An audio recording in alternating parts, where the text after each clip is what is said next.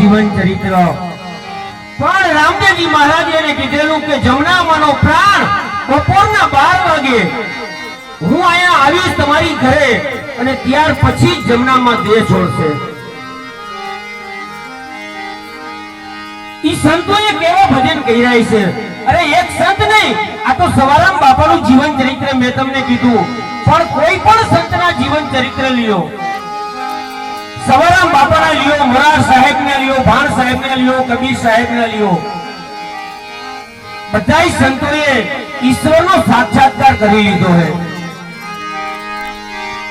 અને ઈશ્વરનો જો સાક્ષાત્કાર ન થયો તો મોરાર સાહેબના હાથીની ઝોલીમાંથી મરેલા પારેવડા કાઢે અને ઈ પારેવડા જો ગગનમાં ઉડતા થઈ જતા હોય તો ઈ મોરાર સાહેબે કેવું ભજન કર્યું છે। મુરદાસ જામનગર જાય, જામ સાહેબ પાસે જાય,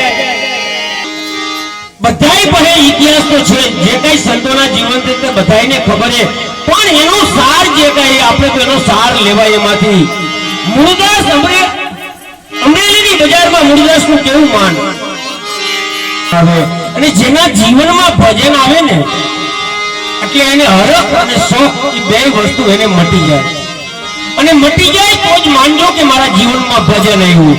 જ્યાં સુધી અહમ અંદરથી જાગૃત રહે આપણો હું કરું હું એવું જેવું તમને થાય ને તેવું માનજો કે ભજન તમને આવ્યું નથી, ખાલી કરો હો। ભજન તો ત્યારે તમને આઈડું કહેવાય કે જ્યારે તમને હરખ શોખની અટકી આવવાની બંધ થઈ જાય। અરે કોઈ હારું બોલે તો એમાંય રાજી, નબળું બોલે તો એમાંય રાજી, એને શું ફેર પડે? એના અવગુણ ગાવ તો એને કઈ તકલીફ નથી અને એના વખાણ કરો તોય સંતોને કઈ તકલીફ નથી।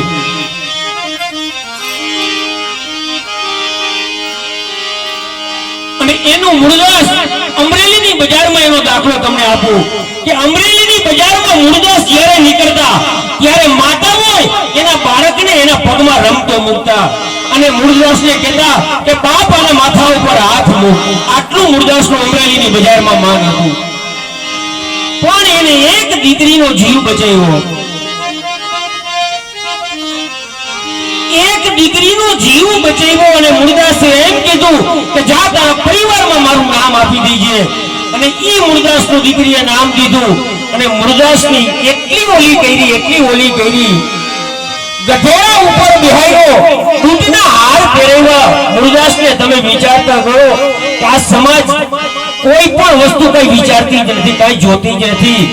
જે સંતના દર્શન કરે એના બાળકને એના પગમાં રમતા મૂકતી જે માતાઓ અને ઈ જ માતાઓ એને સ્વર્ગમાં પાછી ઉભી હતી,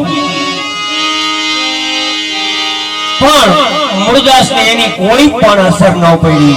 એને બૂટના હાર પહેરાવ્યા તોય કઈ એને ફેર નથી અને માતાઓ એના બાળકને રમતા મૂક્યા તોય એને કઈ ફેર નથી। અરે જેને ઈશ્વરનું શરણ લઈ લીધું, જેને ગુરુ મહારાજને તન મન ધન અર્પણ કરી દીધા હોય એના જીવનમાં એને શેની જરૂર પડે? મુરદાસ જામનગર જામ સાહેબ પાસે જાય અને મિંદરીને 20 દિવસનું પોતાનું આયુષ્ય આપી લાગે। તમે વિચાર કરો ઈ સંતોના ભજનો કેવા હશે, ઈ સંતોએ કેવા ભજન કર્યા હશે। મિંદરીને સજીવન કરે ઈ તો ખાલી એક તમને કહું એને બતાવવા માટે હતું જામ સાહેબને કે ગુરુ એવા કરાય, ગુરુ કીજીએ તો ऐसा कीजिए जैसा पूनम का चांद, तेज करे पर तपे नहीं। અને ગુરુ ઈ જ હોય કે જેને ક્રોધ કોઈ દી ન આવે, એના બાળક ઉપર કોઈ દી ક્રોધ ન આવે, ઈ જ ગુરુ મહારાજ હોય। ક્રોધ કરે પણ તપે નહીં, એ તો આપે આઠે પહોર આનંદ અને ગુરુ મહારાજ આઠે પહોર આપણે આનંદ આપે, ઈ બતાવવા માટે જામ સાહેબ